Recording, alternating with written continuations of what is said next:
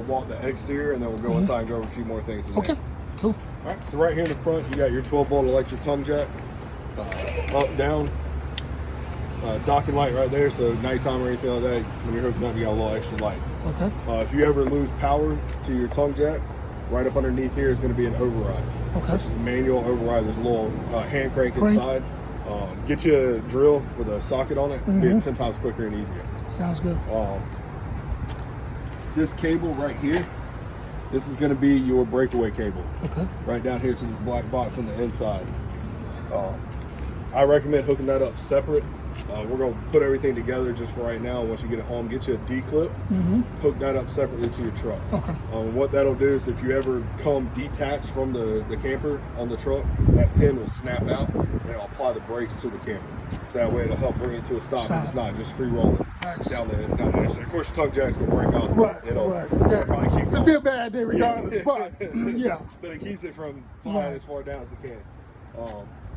Always make sure that is in there. It does take a lot of force to pull out and a lot of force to put it back in. But if you come walking by and you see it laying out, throw it back in. Especially if you're hooked up to power, you're going to be constantly applying power to those brakes and it causes a potential fire. Okay. So always make sure that is in. Any questions on those? Nope. All right. Right up front, you got both of your tanks right here. Both of them are topped off. Front here, you got your regulator. Right here on the front side, we're going to walk around here. Be an indicator right here, show either green or red. Okay. As long as it's showing green, to let you know that you got propane in the tank, All right. that it's flowing through. If you ever come out, that turns red. All you have to do is just turn this tank off, flip it over here, turn this one on, and it'll start putting the propane through.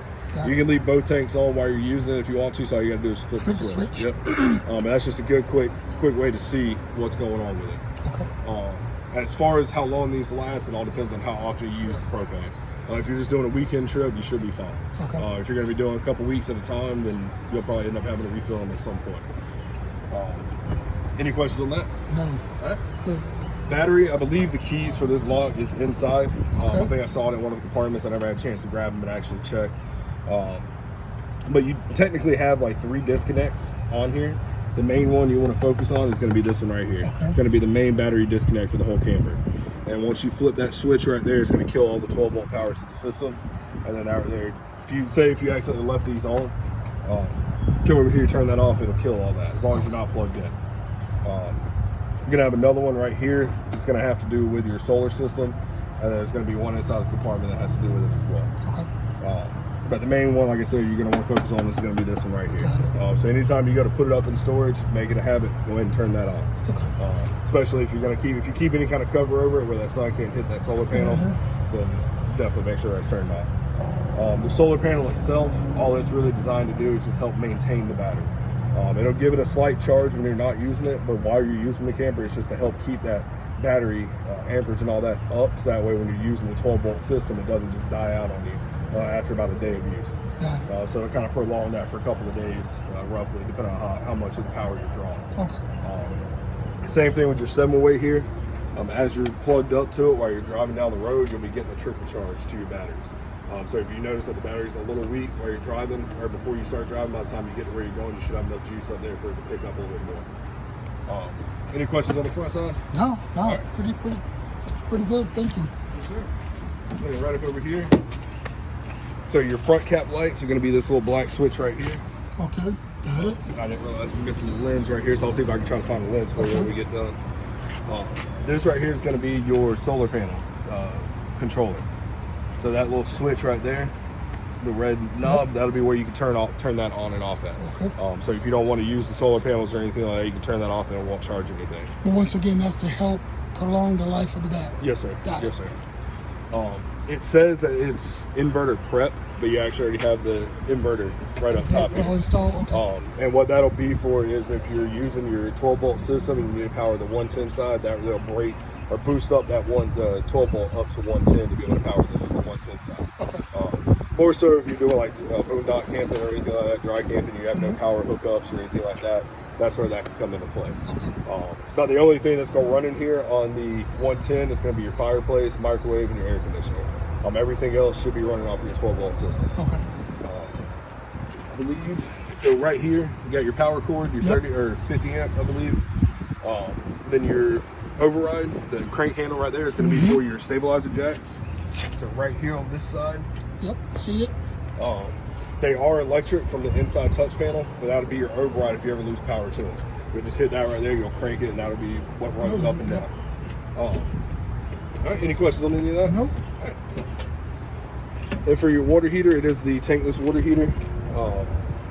I think on the touch panel, I think it was about 122 to 124 degrees max temp. So they do get fairly hot. If you're not going to be camping or anything like that, I'd flip your switch right here to turn it off. Whenever you go to start hooking up and start getting everything running, the touch panel inside for the water heater will not turn on until this switch is turned back on. So me personally, I make it a habit to switch it off. It's just one less thing you got to worry about drawing power in case you forget to do your battery disconnect. Pressure relief valve right here. If you ever need to just relieve some of the pressure on the line or you want to drain it out or anything like that, just flip that valve right there and push all the water for the most part out of there. Any questions on that? One other thing, maintenance-wise, just kind of make sure that this right here stays free of any kind of debris. Make sure no bugs or anything are starting to form a nest. That's you're going to be your exhaust right there for that. When you go to close this little, it's not 100% tight. They make it kind of loose just for the fit. So all you have to do is just form it around it and then click it into place. That right there will run off of your 12 volt and your propane. So it's not the electric side of it is all going to be 12 volt. So it's like when you're doing dry camping, you'll still have, as long as you got propane and good battery, you're fine. Right here is going to be your city connection and tank fill for your fresh tank. So all you'll do, like right now, how we got it, you just hook your hose up to it. Right inside, there's going to be like a little screen like this. Always make sure that that is in place before you hook this up. What that's going to do is stop it from any kind of debris getting into those lines and pushed into the water system. I recommend getting a pressure regulator for right here, so that way you can, if you decide to go to campgrounds, some of these campgrounds will be pushing more than 55 PSI through their water lines. The PEX lines on here are only rated to max 55. So those pressure regulators bring it to about that 45, 50 mark.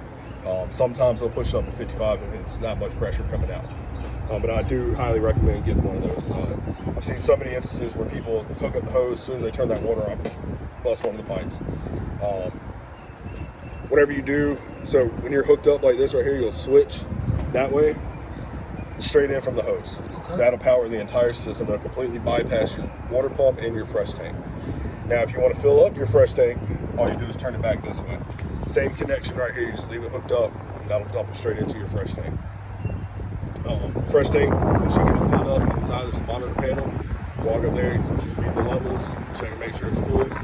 If it's starting to get over full, it'll start draining out the bottom. There's an overflow tube for it that'll start draining it out. And then all you do is hit the water pump switch and it'll fire up. But if I wanted to bypass that and just feed directly from the water intake, I can do that here? Yes, sir. Yep. You'll keep it all hooked up right here and you'll switch this down to your city connection. So tank fill for your fresh tank, city will be bypassing all of that. Got it. Quick connect, spray hose. So it's sitting up underneath the power cord in there. All it is, you stick it in, just twist it, and then you got a little sprayer that you can use. Tank flush, this right here will be straight for your black tank. So anytime you get done dumping your black tanks, I recommend just taking your hose off, hook it up to it, and let it rinse out the bottom of that tank. You might get a little bit of stuff that might not have made it into the water, chemicals and stuff, and it might be sitting there, and that's a good way to kind of break it all up. Same thing if you want, keep that screen in there, just make sure nothing clogs up that line for future reference if you need to dump it. Any questions on any of that? Nope. All right. And you do have a little option right here where you can spin this down so that way you can close it down with the hose. This right here is going to be a extra solar panel spot, so if you wanted to get an additional one off to the side, you plug it in right here and it's going to feed it into your battery. I'll just give you a little bit of extra to help charge it, maintain it, type deal. So right back here, you're going to have both of your tanks, or your dump stations, excuse me. Gray tank and black tank on this side, and you're going to have just your gray tank over here. So you got one gray tank that's going to be for your kitchen, one gray tank for your bathroom, kitchen, sink, and shower.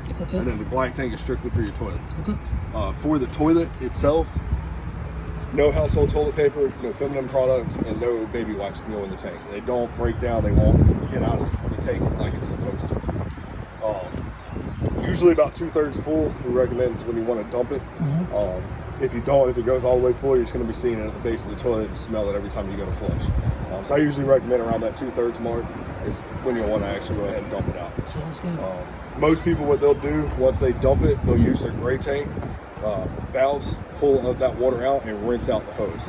So if it's the last time you're using the camper, drain out your black tank, make sure it's fully empty, and then hit it with your gray valves and let all that fresh water, for the most part, rush through and clean it out.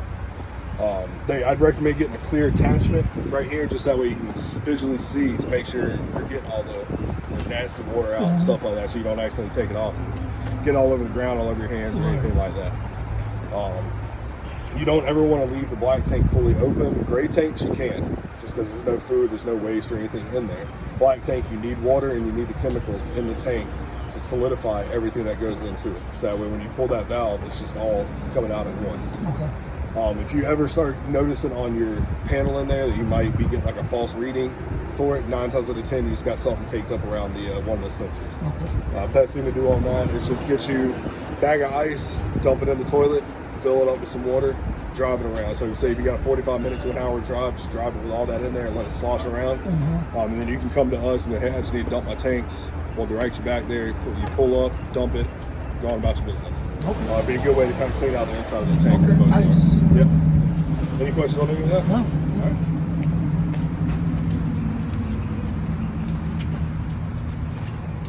So for your slide seal or your slide rooms, I don't know if there's going to be enough room to actually get a slide topper installed up there. It is possible. And what that's going to do is it's going to protect the slide room roof for the most part.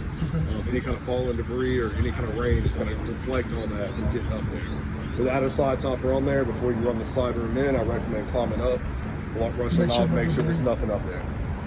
Your wiper seals, which is this right here, on that top side, if you get any kind of twigs or sticks, the slide room goes in and out, you're liable to rip these seals along with the rubber roof itself. So you want to make sure it stays clean of that debris so that way you don't get any kind of water damage or anything.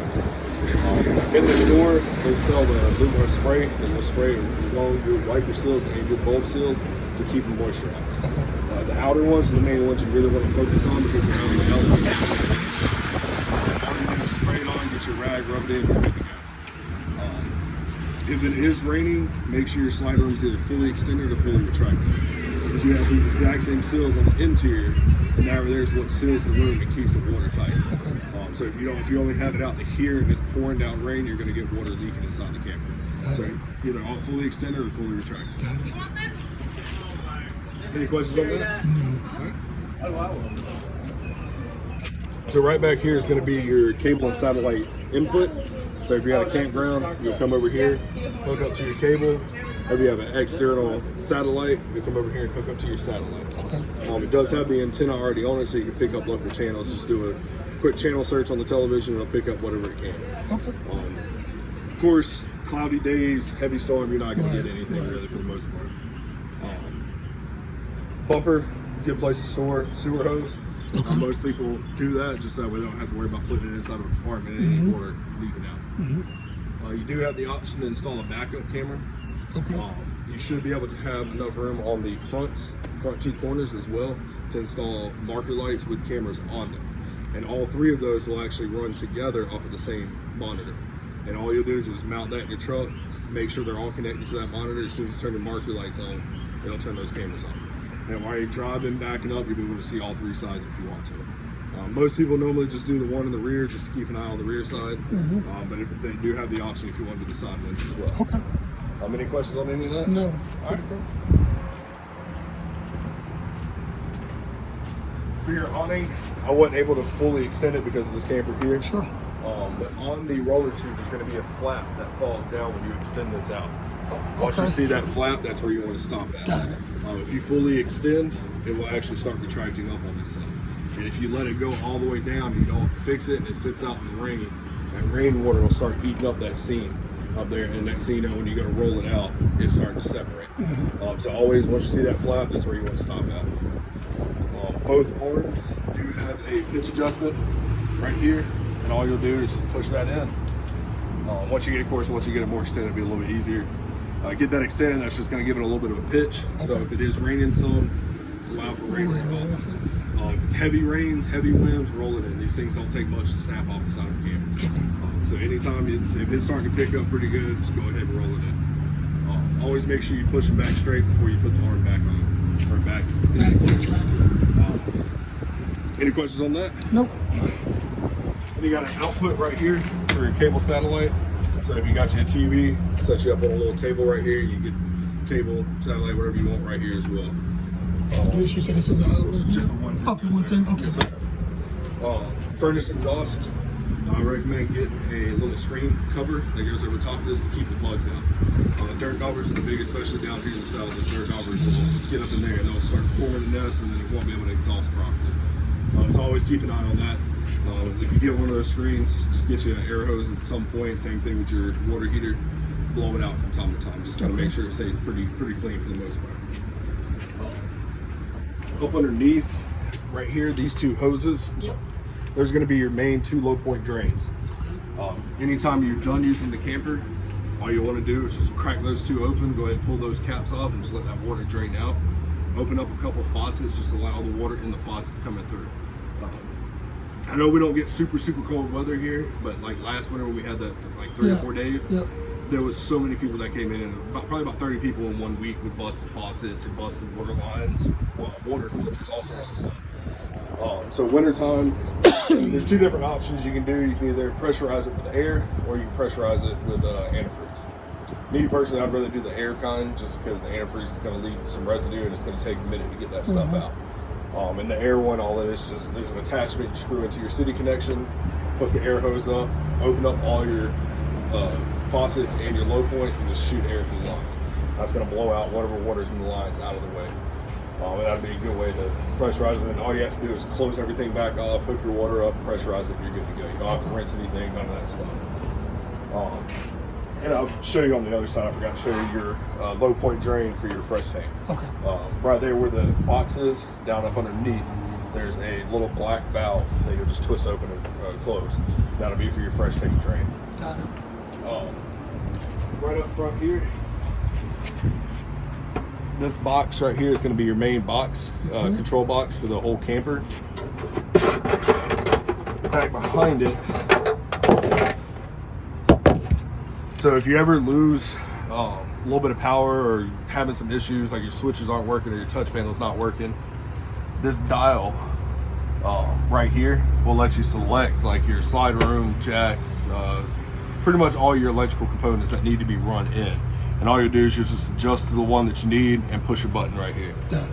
You'll have retract and extend basically. So it's just kind of like an extra override for it as well. But that's just the main control board for the whole camper. Any questions on the exterior so far? Nope. All right. For your entry doors, both of them, so the first thing you want to do when you get to a campground is get it level. Your tongue jack is going to be your front to back. And if you have to do left to right, you're going to want to chalk the tires.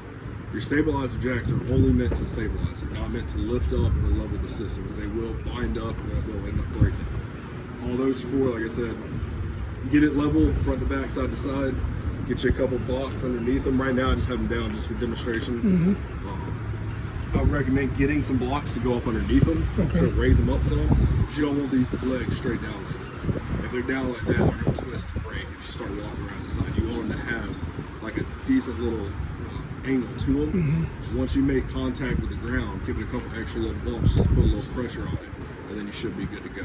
But anything happens if you're a little lopsided one way, you don't want to use it trying to lift it up. All it's going to do is bind up that gear in there, and it's going to end up popping it. So no leveling with the stabilizers. Your steps are going to be one of the next things you want to do after you get it level. Right here on the side, you want to make sure that gap is closed up. On the bottom side, so you got your pins right here on both legs, right there. And all you'll do is you'll just pull the ladder down, run the legs down until they touch, and make sure that gap's closed. And the reason for that is because of this right here. A lot of people will just open the legs up and they'll be sitting up too high and they'll come out and sling their door shut. that corner will hit this and it'll tear that whole bottom piece apart. And then after that tears, hinges right here start messing up.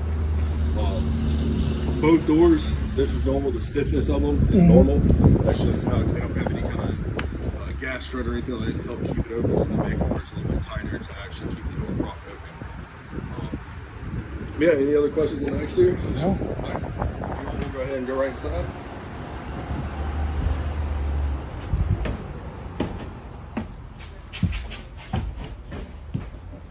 Alright, so first thing is going to be your touch panel right here. Okay. The passcode for it, just for now, is 0000. Okay. You can always go into your settings, Bluetooth, Wi-Fi, passcode, change all that stuff up. Up at the top, it's going to show you your tank readings. So fresh tanks, now we're sitting at about a third of a tank.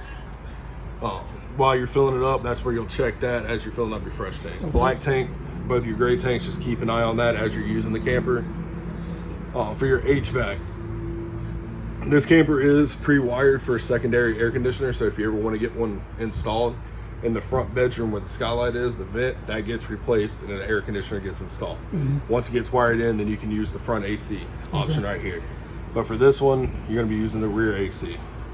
You can just turn it on. You got fan mode, cool mode. The heat is going to be for the furnace. I believe. I'll double check on that though. Let me get back up to the air conditioner. If it's about, say if it's like 100 degrees outside, you're not going to get it down to 50 degrees in here. Okay. The air conditioner will freeze over before it actually gets down to that temperature. Okay. So about 20 degrees is roughly what you're going to be looking at. So during the day, if you don't spend any time in here, you're good. At nighttime, you should feel pretty comfortable. So I know it's not maybe 70 degrees roughly at nighttime, so it should work pretty well. So if you set it like 67 or so, it should be good. Okay. Over here, you got your lights. So bedroom is going to be your front bedroom. Ceiling is going to be your main ceiling lights, and awning light is going to be this strip right up top here. Slide rooms. So it will operate your slide here. Okay. And we'll kind of run it in some, and we'll run it back out just so you can hear what it sounds like. And once it does that, then you know you're fully extended. Okay. Jacks as well. When I was doing it, just kind of back and forth unless you got somebody with you to kind of keep an eye on them, because it's hard to see to both of them while you're operating them. So just kind of run them down. Once you start hearing them, like kind of like you can tell that they're hitting the ground, then stop, run out, and check them. But you'll have your front jacks and your rear jacks right there. Your awning, just be your awning light itself, and then you got your in and your out. Okay. And then your settings button there. This right here will just tell you what your battery voltage is. When you're plugged into your shore power, that's what you want to be looking at, about 13.6 to 13.5. Okay. If you're plugged in and it's lower than about 12.5 or 13, anything lower than that, then you might have an issue going on. Whenever you're unplugged from it, you should still be getting a good signal or charge right there from the solar panels and everything, like good reading for it. This will be where you turn your water pump on and off, and then your interior lights just for a quick button. All right, any questions on that? All right. Battery heat. So your box up there. So if it's cold outside, if it's wintertime, you're doing some camping, you can turn that on just to help give that battery a little bit of heat, so that way it doesn't slowly drain or quickly drain during the cold. Up top here, you got your water heater. So right now it's set to 115. You can go all the way up. So 124 will be the most. Okay. As soon as you turn it on like that, as soon as you activate the hot water, it's going to show like a couple symbols up here. Once you see a flame symbol, that'll let you know that it's actually 90. So I'll go ahead and turn it on over here.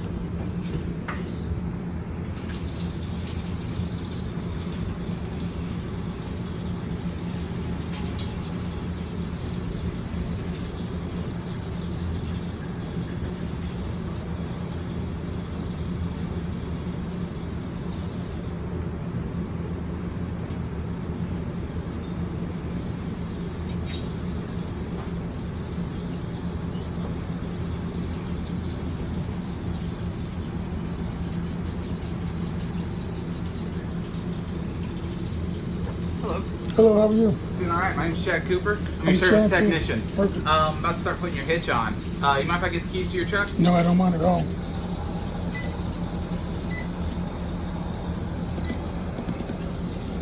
How's everything going so far? Good, good, Turn the good. propane back on, right?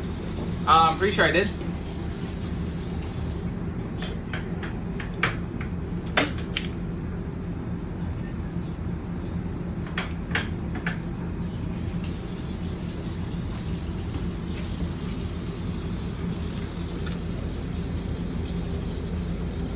There we go. There it goes. Sometimes it'll take it a few seconds to kick on.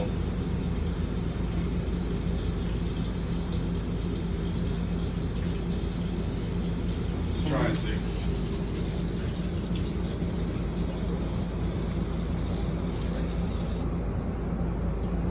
Turn the panel on and off.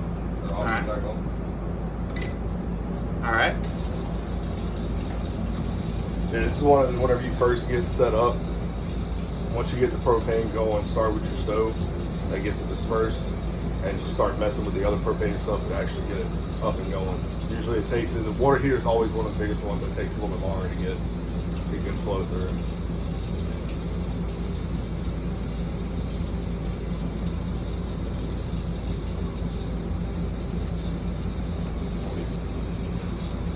Do you want to take a look at that? Yeah, that's what I'm doing. Okay. So we'll let him take a look at that real Okay. quick. Try to figure out, see if we can see what's going on with it. For your stove, you got your light right up top here, and then this bottom one will light the top and your oven as well. Okay. For the stove, you just turn it straight to the flame. It'll red light lets you know that it's turned on. Give it a little click, get the flame going. For your oven, this one usually takes probably like 15 seconds or so for it to actually ignite. Usually because the igniter is going to be up underneath here all the way at the back. Okay. So what I usually tell people is just use this right here as a reflection to see back there at the back. So just kind of turn it on. Spark, there it is. And what you'll do is you turn this and you'll push it in, you'll hold for about 15 seconds or so. And once you hold it, it's just allowing that propane to really get through and get fully ignited.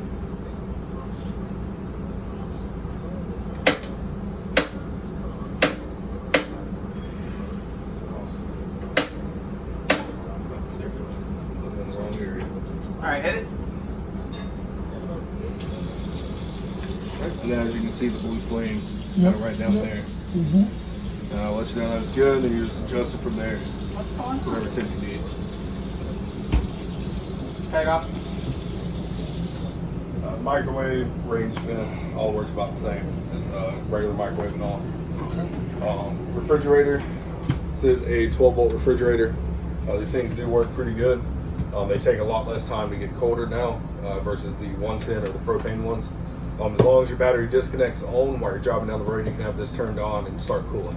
Okay. Or you can start it up the night before, go ahead and get it turned on, let it run throughout the night, start getting cold while you're driving, keep it running and maintain. That way you got food in there, it's already getting cold. By the time you get to the campsite, you're good to go. So this can run without Yeah, just run off the battery. Yep, strictly battery. That's all this is. No propane, no 110. It's strictly straight off the battery. Right up top here is going to be your adjustment to how cool you want. The off-grid option is going to be like, say, you on your trip to or your travel to wherever you're going to camp at. Go ahead and turn this on full blast, let it drive or cool while you're driving. Once you get to wherever you're going, if you're going to be using just the battery, that's where you go to the off-grid mode. It'll keep it cold, but uses a lot less voltage and amperage and all that stuff to get it to maintain that temperature. Okay. And then, of course, with the solar panels, that helps out a lot and help keep that battery up while you're using it. Any questions on that? Nope. All right. I'm not sure if they showed you or not, but your cup holders do come out, you reverse them, whatnot. You got the heated and vibration on there, and you do also have the lights down here at the bottom of it. And then your little pull tab right here to kick it out for the leg rest.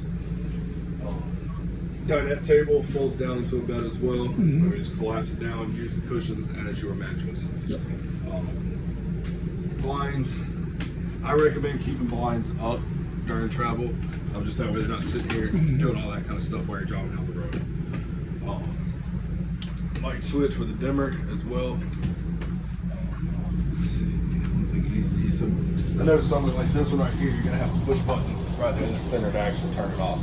So that's one of those situations where the battery disconnect will come into play.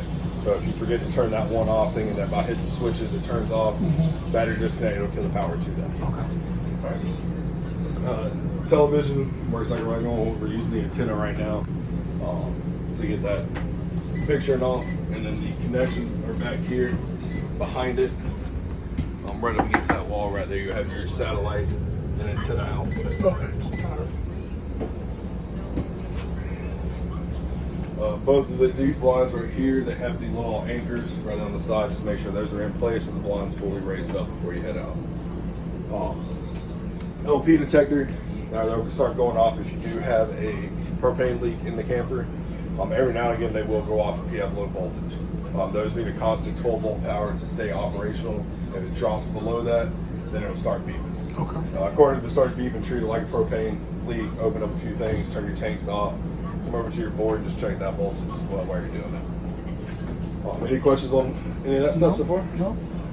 Okay. Main distribution right here, you're gonna have all your main breakers and fuses. Okay. Along this side here, there's a red LED strip. So if one of those fuses blow, one of those the light will illuminate red. Okay. And you'll actually be able to see it through the screen right here, a little black plastic piece. Black vents are going to be for your furnace. Now they'll run off of your 12 volt and your propane as well, just like the water heater will. Light switch for the living room, and then you got your light switch here as well. Vent, it's just the one switch for it. I recommend getting a max air vent cover to go over top of this on the exterior. So like right now, if we wanted to exhaust this and it's raining, water's going to get in. That vent cover will prevent that water from getting inside the camper. So while you're using it, you can have it open, exhausting while you're showering, anything like that. And then all you do is just turn the switch and you're good to go. And then you just roll it back down, just give it a little tightness, and back up. All right. For your toilet, what you want to do is press and hold this just slightly, start filling it up with the water. Once you get enough water in there, do your business, and then full flush. Got it. And what that'll do, that'll water, because it's just it's all gravity fed. So once it hits the bottom of that tank, that water will help push it down to the end, into the chemicals, and let it start solidifying from there. Got it. Every Now and again, this seal, over time, it'll start going bad. So if you don't start having any water sitting in it like this, or if it's slowly starting to drain in, then you'll want to get that seal replaced. So is this leaking in the back here? Oh, yep.